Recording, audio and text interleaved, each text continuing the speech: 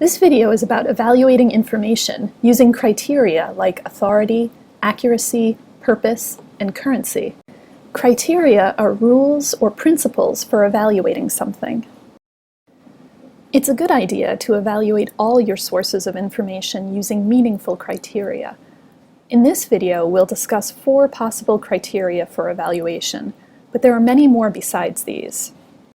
First, authority. An authority is a person who is expert on a particular subject. Depending on what you're researching, you may want to get your information straight from an authority. One way to determine if someone is an expert is to Google them. You may find their previous publications and information about their education and work experience. If you look a person up on Google Scholar, you can sometimes discover if their work has been cited a lot, which is one indication of their impact on other scholars. Another criterion you can use to evaluate information is accuracy. To be accurate means to be free from error or to be correct. How can you tell if something is accurate? That can be tricky, especially if you're new to a topic. Try looking at the evidence the author provides.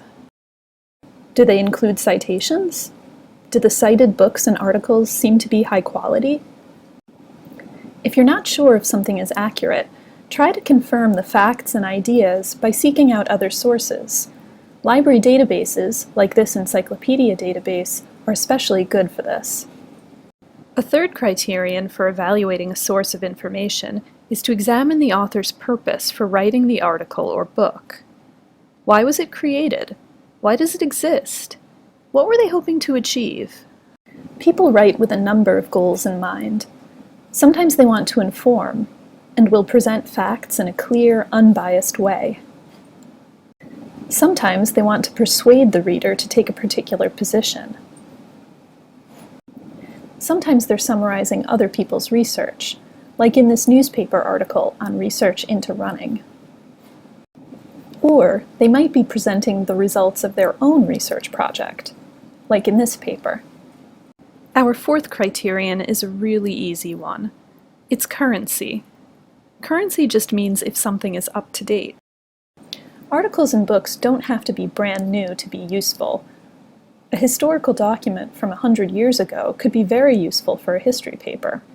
Even a months-old newspaper article can be helpful research. You may just need to supplement it with newer sources. The key is to know when an item was published, and think about whether the information is still appropriately current. Like I said before, these are only a few of the many criteria you can use to evaluate information, but they are a really good place to start. Use authority, accuracy, purpose, and currency to begin evaluating your information sources.